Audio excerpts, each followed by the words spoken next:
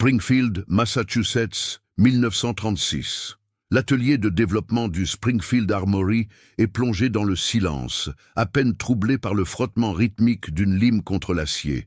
John C. Garand ajuste pour la 10e fois le piston à gaz d'un fusil qui ne possède pas encore de dénomination officielle. Sur l'établi, des outils de précision sont soigneusement alignés. Au mur, des plans techniques se couvrent de notes manuscrites. Mesures de pression, tolérance mécanique, schémas de cycles opérationnels. L'air est imprégné d'une odeur d'huile de coupe, de graphite et de métal chauffé. Le fusil posé devant lui incarne une véritable contradiction technique. L'armée des États-Unis avait été catégorique. Il leur fallait un fusil semi-automatique assez simple pour une production de masse, suffisamment robuste pour affronter des conditions extrêmes et d'une fiabilité telle qu'il puisse remplacer intégralement le Springfield 1903. Jusqu'ici, personne n'avait réussi à concilier ces trois impératifs. Les fusils semi-automatiques existants étaient complexes, onéreux et sensibles à l'encrassement. Les modèles plus simples, quant à eux, restaient manuels, lents et limités. Garand tentait de concevoir l'impossible, un équipement capable d'automatiser le cycle de rechargement, tout en étant productible par millions et entretenu par des troupes régulières, sans outillage spécialisé. Il soulève l'objet, le poids est bien réparti, le centre de gravité parfaitement équilibré et le canon dégagé de toute obstruction visuelle. Il insère un clip métallique par le haut du boîtier de culasse. 8 cartouches descendent d'un bloc. La culasse se referme avec un bruit sec et net. Garand sait que ce choix, le clip en bloc, sera débattu. Il l'est déjà. Des ingénieurs de sa propre équipe soutiennent que des chargeurs amovibles seraient plus rapides, plus souples et plus modernes. Garand écoute, prend des notes, mais continue d'affiner le système qu'il a privilégié. Car son but n'est pas de créer le fusil le plus rapide, mais celui qui fonctionnera quand tout le reste fera défaut. En ce début d'année 1936, alors que l'Europe traverse une instabilité politique majeure et que le souvenir de la Grande Guerre est encore vif, l'armée américaine a besoin d'un outil fabricable à l'échelle industrielle, distribuable mondialement et utilisable par des hommes n'ayant peut-être jamais manipulé de mécanisme semi-automatique. Garand retire le clip, le réinsère. Le geste est fluide, répétable, simple. Il griffonne un nouveau chiffre dans la marge de son diagramme. La contradiction technique persiste, mais il touche au but. Si des récits comme celui-ci vous aident à comprendre comment l'ingénierie a discrètement façonné l'histoire, dites-nous en commentaire ce qui vous a surpris jusqu'ici. Et restez avec nous pour le prochain chapitre. John Cancius Garand voit le jour en 1888 à Saint-Rémy, au Québec. Issu d'une famille franco-canadienne, il grandit au contact des machines textiles de l'usine où travaille son père. Très tôt, il apprend à observer les systèmes mécaniques, déchiffrant l'interaction entre les engrenages, les leviers et les ressorts pour générer le mouvement. À 11 ans, sa famille s'installe dans le Connecticut. Sans éducation formelle en ingénierie, Garand se forme sur le tas, au cœur des usines d'outillage et des ateliers de mécanique. Il développe une intuition rare pour les tolérances, les matériaux et les cycles de contraintes. À 20 ans, il conçoit déjà ses propres outils industriels et son talent finit par se faire remarquer. En 1919, au lendemain du premier conflit mondial, il est recruté par le Springfield Armory. Les affrontements passés avaient mis en lumière les limites critiques de l'équipement américain. Le Springfield de 1903 était certes fiable et précis, mais sa conception manuelle obligeait chaque utilisateur à actionner le verrou après chaque tir, brisant ainsi la ligne de mire, le rythme et la vitesse de réaction. Tandis que d'autres nations expérimentaient déjà le semi-automatique, comme la France avec le RSC 1917 ou l'Allemagne avec ses prototypes, les États-Unis devaient impérativement trouver leur propre solution. Garand fut chargé de cette mission.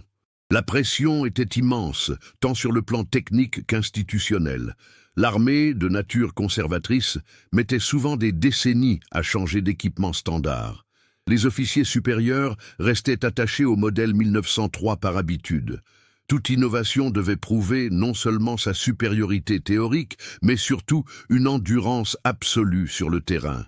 Garand débuta par l'étude des systèmes existants, le principe de recul, l'emprunt de gaz et la culasse rotative. Chaque méthode avait ses failles. Si le recul limitait le nombre de pièces mobiles, il transférait trop d'énergie à l'utilisateur. L'emprunt de gaz était plus fluide, mais exigeait une précision millimétrée dans le contrôle de la pression. Il opta finalement pour le gaz, non pour sa simplicité, mais pour sa capacité d'ajustement. Le diamètre de l'évent pouvait être calibré, la longueur de la tige de commande modifiée et la force du ressort récupérateur équilibrée. Cela signifiait que le mécanisme pouvait être adapté à différents types de munitions, à des températures variées et à l'accumulation de résidus. Garand multiplia les prototypes, les testant en chambre froide, en milieu humide et avec des charges diverses. Chaque échec était documenté, chaque ajustement mesuré. En 1932, lors de tests comparatifs organisés par l'armée, son design l'emporta sur les autres projets.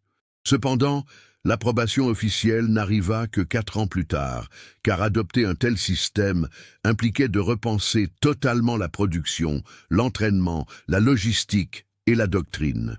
Loin de s'en plaindre, Garand continua de perfectionner son œuvre. Il simplifia les composants et augmenta les tolérances là où la précision absolue n'était pas vitale, tout en les resserrant là où elle l'était. En 1936, le M1 Garand fut officiellement adopté. Mais son plus grand défi n'avait pas été technique. Il avait fallu vaincre l'inertie d'un système résistant au changement. Le principe de fonctionnement du M1 Garand brille par sa logique. Lors du déclenchement du tir, la poudre se consume instantanément dans la chambre, créant une expansion de gaz sous très haute pression. Ces gaz propulsent le projectile à travers le canon, mais une fraction de ceux-ci est déviée par un petit orifice situé près de la bouche du canon. Ce conduit mène à un cylindre où se trouve un piston métallique. Sous la poussée des gaz, le piston recule, entraînant une longue tige de commande située sous le canon. Cette tige repousse la culasse vers l'arrière, ce qui permet d'extraire l'étui vide, de comprimer un ressort récupérateur et d'éjecter l'étui par l'ouverture latérale. Une fois la compression maximale atteinte, le ressort renvoie la culasse vers l'avant. Celle-ci saisit alors une nouvelle cartouche dans le clip, l'insère en chambre et se verrouille. Tout ce cycle se produit en moins d'une demi-seconde. L'utilisateur n'a plus qu'à presser à nouveau la détente. Garand répète inlassablement ses explications aux officiers, s'appuyant sur des schémas, des modèles en coupe et des animations mécaniques faites à la main. Pourtant, la résistance persiste. Certains généraux soutiennent que la discipline d'un tir contrôlé prime sur la rapidité et qu'un homme entraîné sur un système manuel reste tout aussi efficace. Garand répond par les chiffres. Les tests montrent que le M1 permet de conserver une meilleure posture de tir. Sans avoir besoin de manipuler un verrou manuellement, l'opérateur garde sa cible en vue, ajuste son tir de façon minimale et gagne en continuité. Il ne s'agit pas de tirer plus vite, mais d'être plus régulier dans l'action. Cependant, l'objection technique la plus vive ne concerne pas le système de gaz, mais le mode d'alimentation, le clip en bloc. Garand a conçu le M1 pour accueillir un dispositif métallique contenant 8 cartouches alignées. L'utilisateur insère l'ensemble par le haut. Une fois la 8e munition utilisée, le clip vide est automatiquement éjecté vers le haut, produisant un tintement métallique distinctif, un ping aigu. Aucun chargeur amovible, aucune possibilité de rechargement partiel. C'est 8 coups, puis un remplacement complet. Les ingénieurs critiquent immédiatement ce choix. Pourquoi se priver de chargeurs amovibles, plus modernes et flexibles? Cela permettrait de changer de chargeur avant qu'il ne soit vide ou de compléter le remplissage. Le clip en bloc semble archaïque et rigide face aux conceptions européennes. Garand laisse passer les critiques avant de répondre point par point. Les chargeurs amovibles créent une dépendance logistique. Ils se perdent, leurs ressorts s'usent et leur fabrication est coûteuse. À l'inverse, le clip en bloc est jetable, bon marché et facile à distribuer en masse. Les hommes peuvent en transporter des dizaines sans se soucier de l'entretien des pièces mobiles. De plus, ce design permet d'affiner le boîtier de culasse, réduisant ainsi le poids et les points de rupture potentiels. Pensez-vous que ce choix de conception était inévitable ou représentait un pari risqué à l'époque? Partagez votre avis en commentaire et transmettez cette histoire à ceux qui aiment comprendre le fonctionnement concret des choses. Springfield Armory, 1937. La production initiale du M1 Garand a débuté, mais les premiers lots révèlent des failles que les prototypes n'avaient pas totalement laissé paraître. Dans le cadre contrôlé d'un laboratoire, avec des munitions standardisées et un entretien constant, le mécanisme était irréprochable. Mais confronté à des conditions réelles extrêmes, variations thermiques brutales, accumulation de poussière, munitions provenant de différents fournisseurs aux charges variables, des irrégularités surgissent. Le cycle s'enraye parfois, la culasse ne se ferme pas totalement ou l'éjection devient capricieuse. Garand retourne à son établi. Loin de toute frustration, il agit avec méthode. Il documente chaque incident, identifie les récurrences et comprend que le problème ne réside pas dans le concept, mais dans les tolérances de fabrication. Lors d'une production de masse, d'infimes variations dimensionnelles sont inévitables. Une pièce peut être trop grande de quelques microns, une autre trop petite. Isolées, ces différences sont négligeables, mais cumulées dans un système mécanique complexe, elles deviennent critiques. L'espace entre le piston et le cylindre influence la pression. Le jeu entre la culasse et le boîtier affecte l'extraction. Chaque interaction compte. Garand ajuste alors les spécifications industrielles. Là où la précision est vitale, comme pour l'ajustement de la culasse, il resserre les tolérances. Là où un certain jeu est bénéfique pour évacuer les débris, comme pour le mouvement du piston, il les augmente. Cette décision, bien que simple en apparence, exige une compréhension totale de la manière dont les composants réagissent à la pression, à la chaleur et à l'usure. Il révise également les matériaux. Le piston initial, en acier trempé classique, s'usait trop vite. Il teste alors des alliages au chrome ou au molybdène, cherchant l'équilibre parfait entre dureté, résistance à la corrosion et coût de production. Un autre défi apparaît avec l'éjection du clip. Le mécanisme repose sur un petit ressort et un bras pivotant.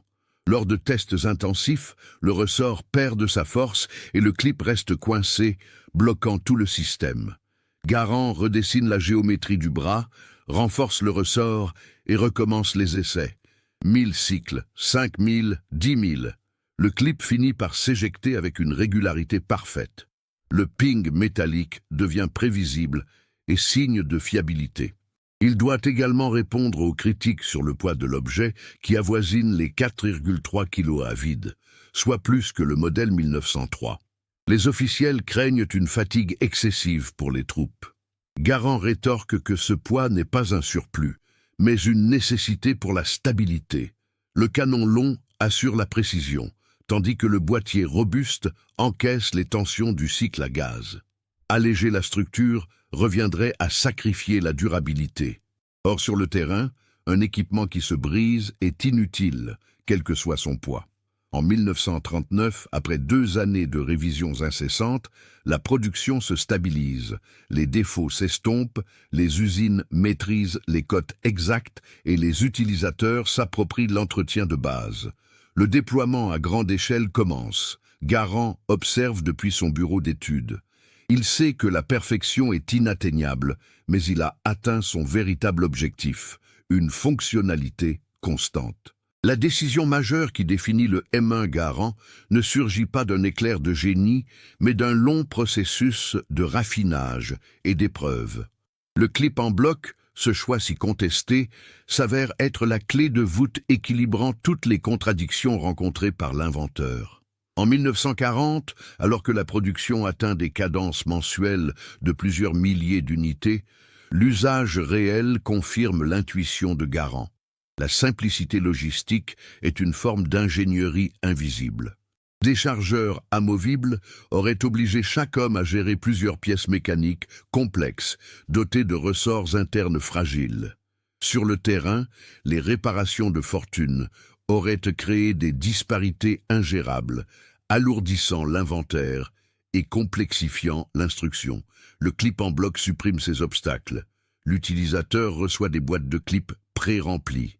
Il insère, tire, éjecte et jette. Aucun entretien, aucune pièce à perdre, aucune variation de performance. L'uniformité opérationnelle devient structurelle.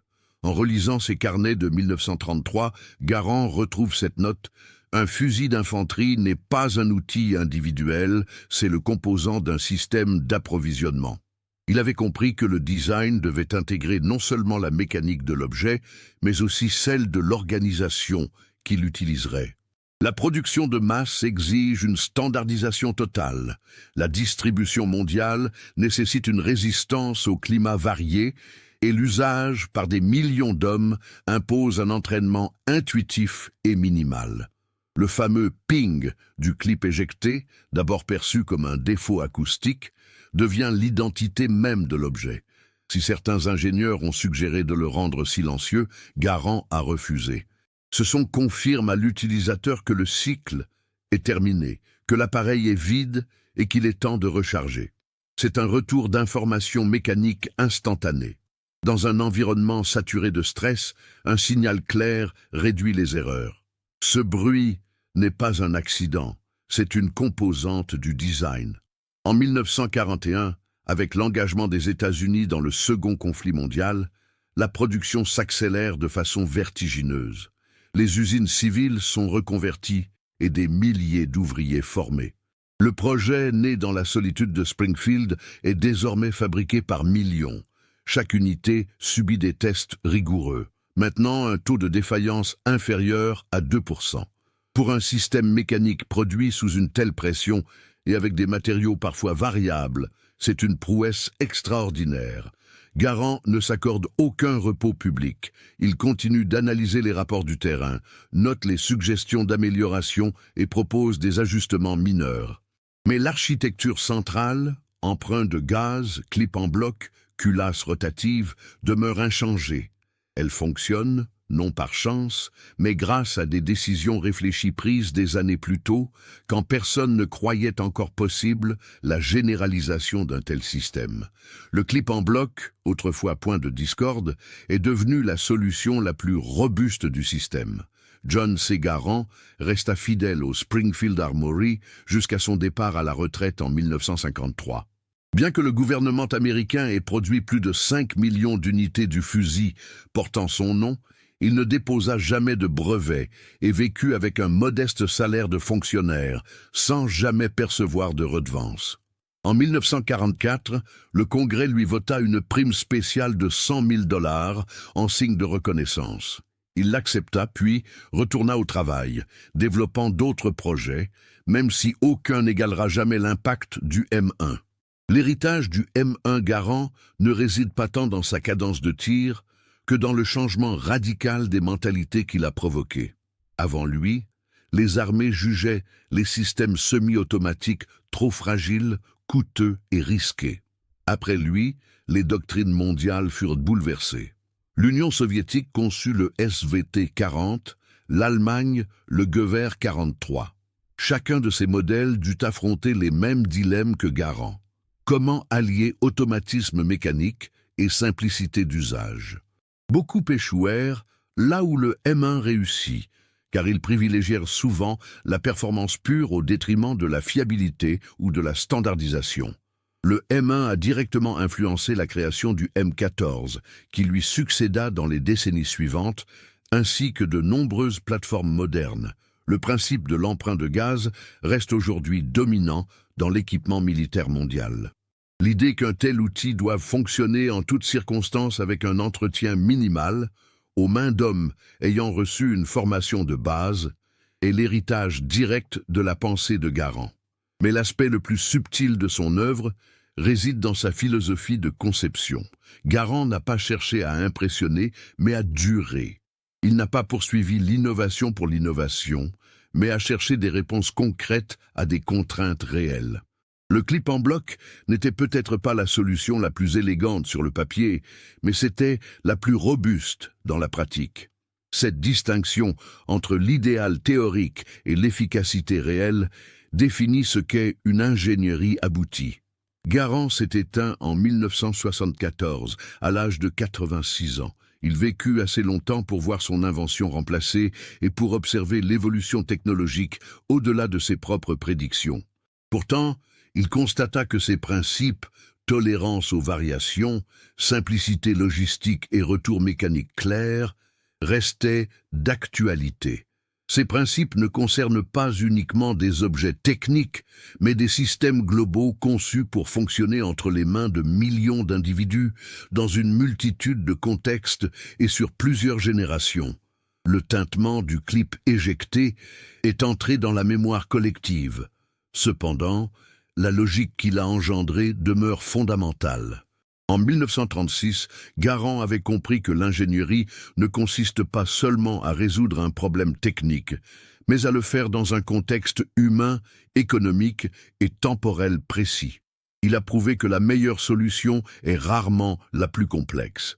Parfois, elle est la plus simple, et cette simplicité, lorsqu'elle est maîtrisée, constitue la forme la plus sophistiquée du design. Si vous appréciez ces récits authentiques sur la manière dont l'ingénierie a façonné notre monde, abonnez-vous à la chaîne, laissez un j'aime et dites-nous depuis quel pays vous nous regardez.